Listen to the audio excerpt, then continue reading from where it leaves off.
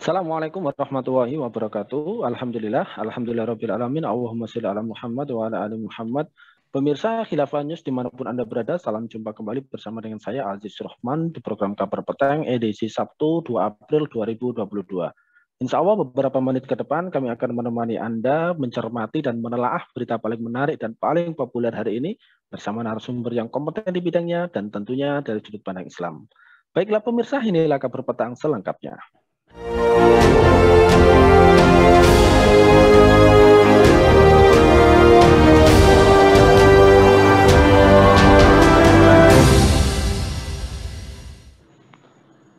Pemirsa, Amerika Serikat yang telah menjatuhkan sanksi terhadap industri pertahanan Rusia tengah mempertimbangkan untuk mentargetkan sektor-sektor lainnya yang terlibat di dalam invasi Rusia ke Ukraina. Kami berencana untuk menargetkan sektor-sektor tambahan yang penting bagi kemampuan Kremlin untuk mengoperasikan mesin perangnya, ucap Wakil Menteri Keuangan Amerika Serikat, Wally Adeyemo. Seperti dilansir oleh AFP Selasa 29 Maret 2022. Rencana otorita Amerika Serikat itu tertuang di dalam naskah pidato yang akan disampaikan Adeyemo dalam forum think tank Chatham House di London, Inggris. Disebutkan Adeyemo dalam pidatonya bahwa tujuan Amerika Serikat adalah melemahkan kemampuan Rusia untuk membangun dan memelihara alat-alat perang.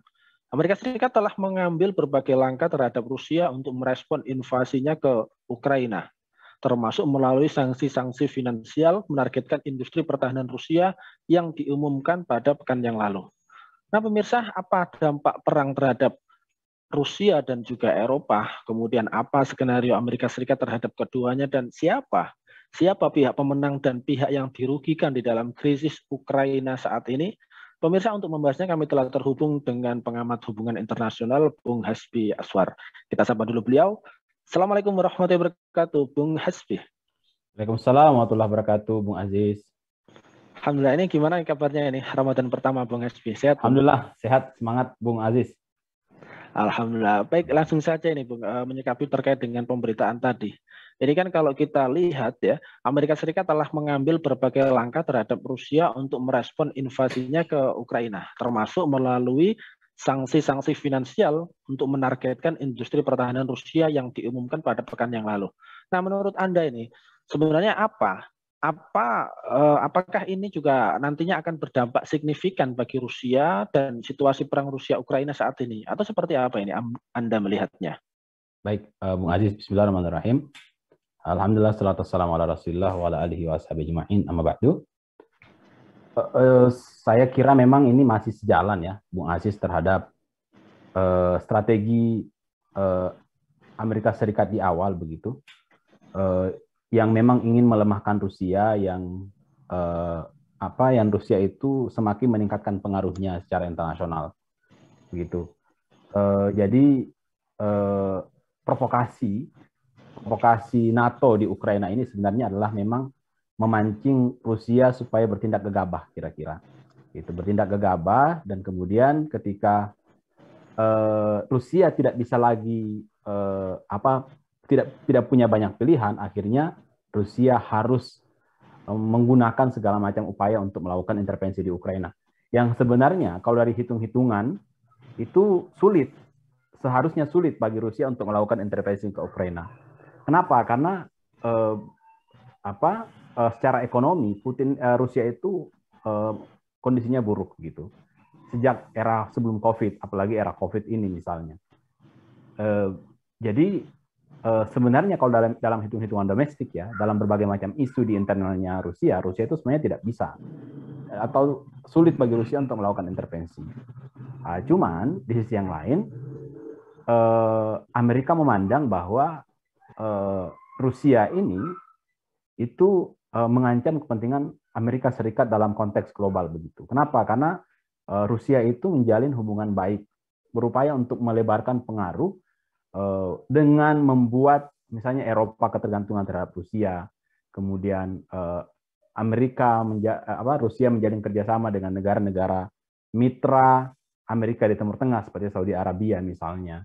Gitu. Kemudian Rusia mencoba menjalin hubungan lebih strategis dengan Cina, India, terus negara-negara Amerika Selatan, negara-negara Afrika. Nah, bagi Amerika ini satu hal yang membahayakan bagi Amerika gitu. Karena sebagaimana kita pahami, kondisi sekarang ini kan adalah, kalau dalam politik internasional itu dikatakan sebagai sistem unipolar, yang maknanya adalah bahwa politik sekarang itu dikuasai atau didominasi oleh Amerika Serikat.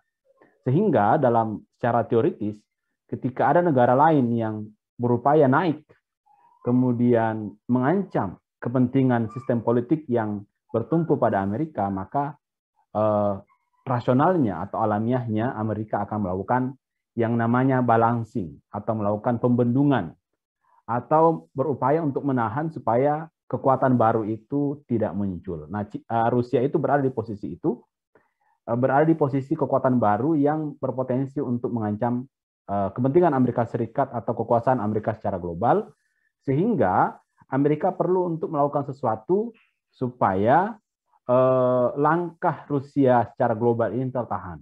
Gitu. Salah satu caranya adalah memprovokasi Rusia untuk isu yang berkaitan dengan wilayah regionalnya. Gitu. Dalam hal ini adalah Ukraina yang dipakai sebagai pion untuk memprovokasi Rusia, dan setelah terprovokasi Rusianya, sehingga di satu sisi energi Rusia akan terkuras dalam perang Ukraina, dan itu kita bisa lihat sekarang ya, sudah 1 bulan lebih sejak tanggal 24 Februari sampai sekarang, ada ratusan tank Rusia yang sudah hancur, dan itu saya kira bukan modal yang sedikit. Ada puluhan ribu tentara yang sudah meninggal, pesawat, helikopter, dan peluru-peluru jarak jauh yang dilemparkan. Nah, itu semua modalnya tidak sedikit begitu. Ini satu sisi menguras secara kekuatan militer Rusia.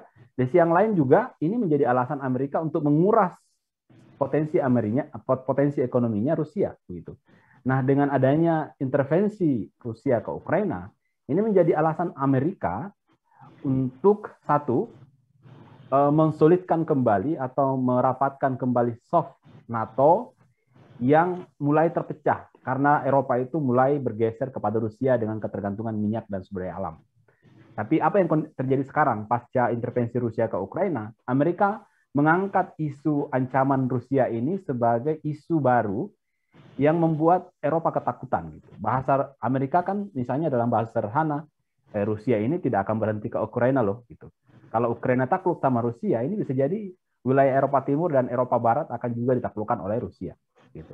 Nah, ini ketakutan diciptakan oleh Amerika terhadap isu Rusia ini yang membuat akhirnya negara-negara Eropa itu suka tidak suka, mau tidak mau, itu akhirnya harus berhadapan dengan isu itu. Satu hal. Yang kedua adalah dengan intervensi Rusia kepada Ukraina, maka ini menjadi alasan bagi Amerika untuk memimpin perang ekonomi melawan Rusia, sehingga energi Rusia secara ekonomi juga menjadi ambruk, dan itu yang diinginkan sebenarnya oleh Amerika. Jadi saya kira ini masih sejalan dengan strategi awal ya. Jadi upaya-upaya yang ada hari ini memang adalah upaya untuk melemahkan Rusia, dan saya kira tidak akan semudah itu untuk membangun kekuatan Rusia seperti sebelum-sebelumnya lagi. Dengan tekanan ekonomi, dengan berbagai macam hal, dengan ongkos militer yang telah dikeluarkan di Ukraina, dan bisa jadi kita tidak tahu ini sampai kapan berakhir gitu kira-kira. Saya kira kalau memang Rusia tidak bisa memenangkan Ukraina, ya bisa jadi akhirnya Rusia itu setidaknya mendapatkan tetap wilayah timurnya Ukraina setidaknya, seperti Luhansk dan Donetsk itu yang beberapa hari ini tuh sudah kita baca beritanya mendeklarasikan diri untuk bergabung dengan Rusia gitu. Nah, walaupun memang Rusia tidak berhasil menaklukkan Ukraina secara keseluruhan sebagaimana target perang awal, tapi setidaknya Rusia sudah dapat satu kartu, yaitu Luhansk dan Donetsk itu termasuk Crimea itu tetap berada di sisi Rusia gitu kira-kira. Jadi ini adalah upaya, tapi begini, walaupun Rusia mendapatkan apa yang diinginkan, misalnya tetap energinya akan terkuras habis. Gitu. Itu saya kira menjadi poin inti, dan ketika energinya terkuras habis kan otomatis akhirnya Rusia akan sibuk dengan kepentingan dalam negerinya, ditambah lagi isu politik ya, karena ada banyak oposisi dalam dan ada ribuan sekarang yang ditangkap rakyat sipil gara-gara protes, aksi misalnya. Dan ini saya kira akan menyibukkan Rusia di internalnya sendiri, dan ini dalam konteks global ini menjadi sebuah keuntungan besar bagi Amerika Serikat. Demikian. Bung Aziz. Ya, baik. Kalau kita melihat bagaimana kerjasama antara Rusia dan Uni Eropa, ini kan kita ketahui bersama bahwa Uni Eropa adalah mitra dagang terbesar ya, bersama dengan Rusia yang kemudian menyumbang sekitar 37,3% perdagangan Rusia pada tahun 2020.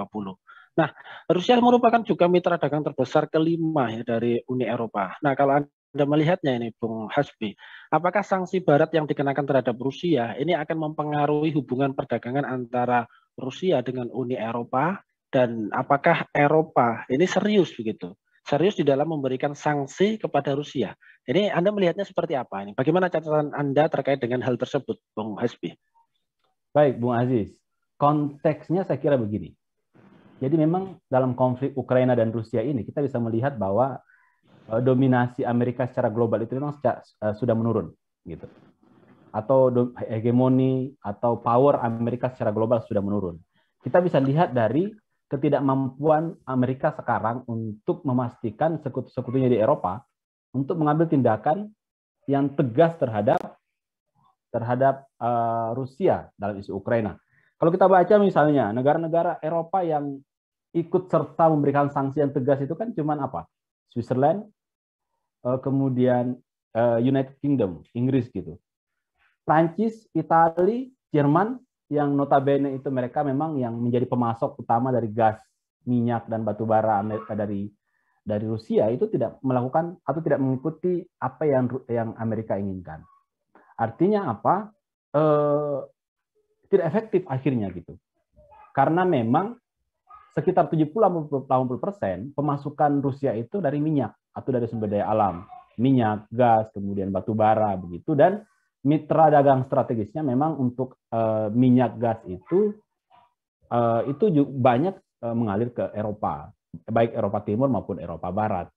Dan itu yang tidak disentuh. Dan saya kira tidak akan berani juga negara-negara Eropa untuk melakukan tindakan sebodoh itu. Masalahnya alternatifnya dari mana gitu. Karena otomatis ketika negara-negara pemasok terbesar atau importir terbesar dari Rusia itu memotong secara drastis, terus siapa yang akan menjadi supplier? Dan secara otomatis negara seperti Jerman, Italia misalnya, Prancis akan berhadapan dengan rakyatnya sendiri gitu. Karena pasti inflasi besar-besaran, kelangkaan minyak dan gas batu bara dan semua itu sumber daya yang dibutuhkan oleh industri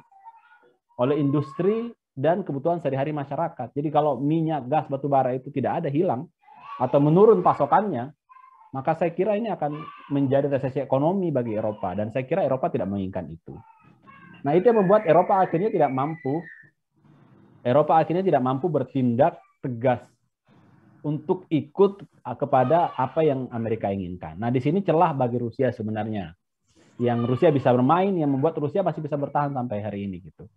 Jadi di samping Rusia itu membuat kebijakan-kebijakan dalam negeri untuk memastikan nilai mata uangnya tetap punya nilai jual secara internasional, tapi di sisi yang lain sebagai the main income atau sebagai pemasok utama APBN-nya Rusia, minyak itu tetap masih mengalir gitu ke wilayah Eropa sampai hari ini gitu. Dan dari situ akhirnya Rusia masih tetap mendapatkan mata uang asing gitu kira-kira untuk dipakai untuk berjualan atau melakukan transaksi bisnis di negara yang lain.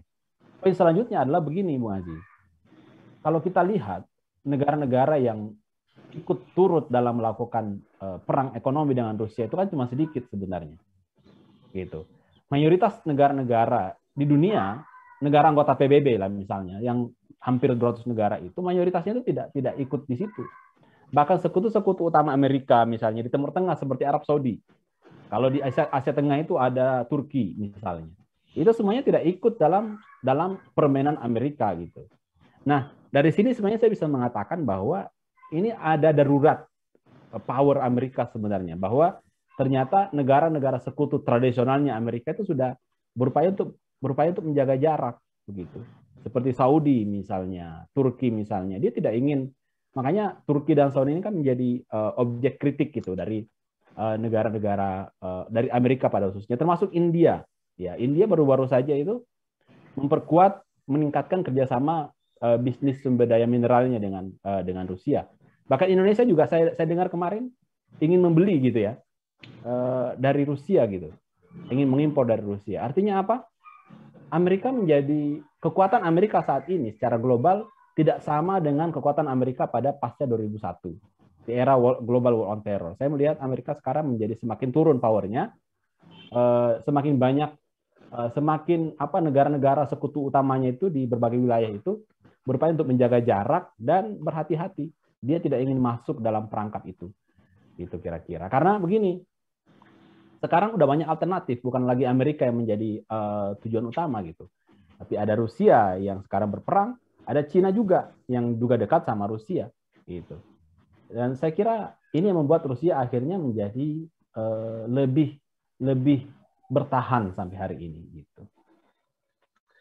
Ya, baik Bung. Ini sebagaimana yang sudah Anda sampaikan tadi, ini kan bahwa kurang lebih sekitar 40% ya gas alam yang ada di Eropa, di Uni Eropa itu kan dipasok dari Rusia begitu. Nah, ketika perang Ukraina ini berlangsung, apakah nanti ada kemungkinan Rusia akan memutus pasokan gasnya kepada Eropa? Dan jika itu terjadi, ini kira-kira dampaknya seperti apa?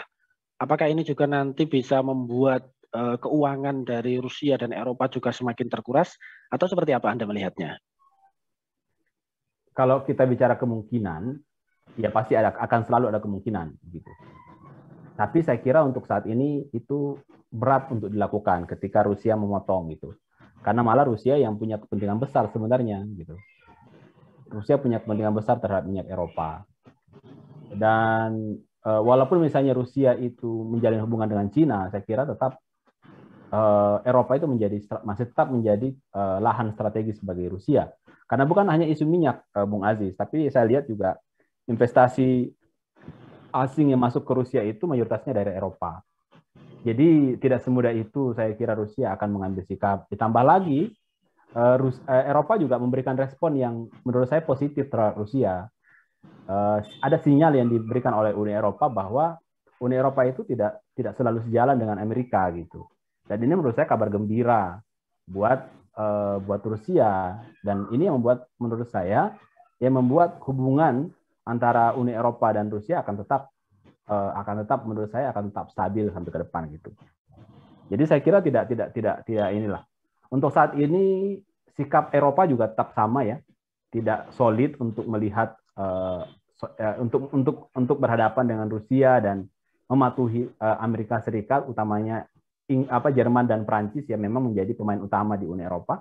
Kalau Inggris kan memang dia sudah di luar Uni Eropa gitu kan. Gitu. Nah, dan saya kira pemimpin politik atau pemain utama di Uni Eropa itu dua itu, Jerman dan Prancis, dan ya mereka saya lihat tidak memiliki kesejalanan atau pandangan yang sejalan dengan Amerika dalam konteks ini. Tapi dari sini saya kira kita bisa belajar bahwa ya Amerika memang sudah menurun powernya gitu. Amerika in decline, kata para penulis ya dalam politik internasional sekarang sedang menurun. Buktinya apa? Tidak semua titah atau perintah komando Amerika Serikat itu diikuti bahkan oleh sekutu NATO-nya sendiri gitu. Kenapa? Ya karena sekarang banyak penantang-penantang baru. Baik bukan hanya dari Rusia tapi juga dari Cina saya kira. Dan mayoritas negara yang ada itu juga tidak semuanya itu berpihak pada Amerika yang ada sekarang. Malah mereka terlihat lebih hati-hati karena mereka punya harapan dan kepentingan besar terhadap Rusia. Seperti misalnya isu Saudi Arabia ya. Kenapa Saudi Arabia itu kemudian tidak mau mengecam atau bersikap tegas terhadap Rusia dan tidak mau mengikuti perintah Amerika untuk meningkatkan produksi minyak untuk sebagai alternatif. Kenapa? Karena Arab Saudi sudah punya pengalaman gitu bahwa dalam isu Khashoggi kemarin Amerika ternyata bersikap tegas dan marah-marah kepada termasuk negara Eropa kepada Arab Saudi. Arab Saudi melihat bahwa ini ternyata masih ada celah nih bahwa jangan-jangan suatu saat nanti Amerika dan Eropa itu meninggalkan Saudi. Terus Saudi mau kemana? Otomatis kalau bukan ke Cina ya ke Rusia kan. Dan itu yang terjadi. Sama juga dengan Turki. Turki pernah punya masalah dengan Amerika, dengan Trump gitu. Yang membuat akhirnya Turki mendekat ke Rusia. Jadi saya kira sekarang negara-negara itu menjadi berpikir lebih rasional. Dan tidak mau lagi tergantung sama Amerika Serikat karena mereka melihat ada banyak alternatif selain Amerika yang juga bisa memenuhi kebutuhan-kebutuhan ekonomi mereka. Gitu. Satu sisi. Di sisi yang lain, tidak seluruh negara di dunia sekarang itu berada di pihak Amerika. Gitu. Jadi potensi kerjasama itu tanpa Amerika pun tetap bisa berjalan. Tapi saya kira tetap hati-hati ya, karena saya kira tetap Amerika yang masih menjadi negara superpower utama sekarang. Tapi saya melihat power Amerika tidak lagi sekuat dulu gitu, karena buktinya banyak yang membangkang atau banyak sekutu-sekutunya Amerika yang mulai nakal sama Amerika, tidak mau ikut. Tapi Amerika juga tidak berani melakukan apa-apa. Kenapa? Karena Amerika juga bergantung pada mereka. Amerika juga bergantung sama Saudi. Amerika juga bergantung sama Turki. Amerika juga bergantung sama India, gitu misalnya. Nah itu yang membuat akhirnya India, Turki dan Arab Saudi relatif menjadi lebih independen. Dan ini menurut saya adalah ancaman buat Amerika, sekaligus bukti bahwa Amerika itu sedang menurun, gitu kira-kira. Ya, baik Bung. Terakhir Bung, kalau kita melihat pertempuran yang terjadi antara Rusia dan Ukraina, ini kan telah membawa beberapa problem ya, termasuk salah satunya adalah krisis pangan baru ya bagi dunia. Pasalnya dua negara ini merupakan negara eksportir terbesar begitu ya, eksportir besar beberapa produk makanan, contohnya seperti gandum. Nah, kalau Anda melihat terkait dengan hal tersebut, ini apa sikap yang harus diambil oleh dunia Islam ya berkaitan dengan konflik internasional yang berlangsung saat ini? Baik Bung Aziz, kita tuh sering diberikan ini ya, kita tuh sering diberikan janji-janji manis gitu bahwa dalam globalisasi sekarang ini itu dalam globalisasi sekarang itu kita bisa menikmati berbagai macam produk dari negara lain gitu. Sehingga globalisasi menjadi sangat indah, pasar bebas menjadi sangat indah. Tapi ternyata dari fakta ini atau dari konflik ini kita bisa belajar bahwa kita tetap harus punya ruang untuk selalu membuat kita tidak tergantung kepada produk-produk asing, apalagi terkait dengan kebutuhan-kebutuhan dasar kita. Apa yang membuat sekarang Pertamax naik ya, misalnya Pertamax biasa, Pertamax turbo, awalnya Pertamax turbo kan naik, itu Pertamax biasa gitu. Saya kemarin agak punya harapan mudah-mudahan Pertamax biasa nggak naik gitu. Ternyata sudah naik gitu sampai Rp12.000. Dan Pertalite juga kan dikatakan oleh Pak Menteri Luhut juga kemungkinan akan naik. Dan kenapa semuanya naik? Ya salah satu isunya kan karena kita tergantung kepada minyak impor. Gitu. Padahal sebenarnya kita punya minyak dalam negeri gitu. Tapi karena gagasan liberal, gagasan globalisasi yang kita adopsi, yang kita sangat membuat kita tergantung pada negara lain, itu yang membuat kita menjadi sangat vulnerable, menjadi sangat gampang jatuh, menjadi sangat gampang berimbas terhadap fenomena atau kondisi-kondisi internasional. Di sini saya kira pelajaran buat kita bahwa ya walaupun kita itu punya hubungan erat dengan negara-negara lain dalam aspek perdagangan, tapi tetap kita harus mempersiapkan diri untuk sewaktu-waktu siap untuk ketika kondisi luar negeri itu tidak stabil. Dalam arti bahwa untuk kebutuhan-kebutuhan dasar kita, kebutuhan industri, kebutuhan pangan, kebutuhan sehari-hari yang berkaitan dengan hajat hidup orang banyak, kalau bisa itu tidak boleh bergantung. Jagung, beras, gandum, minyak, batu bara, gas itu tidak boleh bergantung sama negara lain. Kita harus berdiri atas kaki sendiri. Karena kalau kita bergantung sama negara lain, satu, kita akan menjadi lemah di hadapan negara lain. Karena ekonomi itu bisa menjadi alat politik negara lain untuk menekan kita. Satu hal. Yang kedua adalah ketergantungan kepada ekonomi negara lain itu akan membuat kita menjadi kalang kabut ketika ada kondisi-kondisi darurat yang terjadi. Bencana alam, COVID-19, termasuk perang yang terjadi. Gitu. Dan akhirnya ketika negara itu berhadapan dengan itu kan akhirnya rakyat yang dikorbankan. Gitu kan. Ditambah lagi kita juga tergantung sama utang asing gitu dengan jumlah 6.000 triliun lebih. Ini yang membuat negara kita menjadi tidak bisa berbuat apa-apa gitu. Kenapa? Karena negara kita ini menjadi sangat tergantung kepada negara lain dalam aspek uang, dalam aspek kebutuhan dasar, dan seterusnya. Nah, siapa yang menjadi korban? Yang menjadi korban adalah masyarakat. Nah, saya kira Islam itu mengajarkan kita, saya kira ya, bahwa kita itu harus mandiri, berdiri sendiri. Jangan menggantungkan utang kepada negara lain dengan cara yang riba, apalagi kita berdiri membangun ekonomi kita berbasis utang. Itu satu hal yang haram, bukan hanya haram, tapi itu akan membuat kedaulatan negara kita menjadi tergadaikan. Nah, saya kira ini adalah sebuah potret yang buruk dari kapitalisme, liberalisme, dan fenomena globalisasi yang ada sekarang. Ini seharusnya menjadi ajang buat kita untuk melakukan refleksi ya, bahwa ya kita harus mandiri gitu. Berhubungan dagang dengan negara lain nggak masalah, tapi bukan dalam aspek-aspek yang membuat kita menjadi tergantung atau membuat negara kita menjadi lemah dan gampang kolaps karena kondisi atau situasi politik yang terjadi secara internasional. Demikian saya kira Mas Bung Aziz ya, mudah-mudahan ini bermanfaat dan mendapatkan penggambaran atau pencerahan buat kita semua. Assalamualaikum warahmatullahi wabarakatuh. Waalaikumsalam warahmatullahi wabarakatuh. Baik, Bung Hasbi Aswar ini terima kasih luar biasa penjelasannya. Terima kasih juga telah hadir di Kabar Petang pada edisi kali ini. Insya Allah nanti kita di lain waktu dan lain kesempatan kita bisa berjumpa dan berbincang-bincang lagi terkait dengan hal-hal yang tentunya bisa memberikan inspirasi bagi dunia Islam. Terima kasih Bung Hasbi Aswar. Assalamualaikum warahmatullahi wabarakatuh, Bung Hasbi. Waalaikumsalam warahmatullahi wabarakatuh.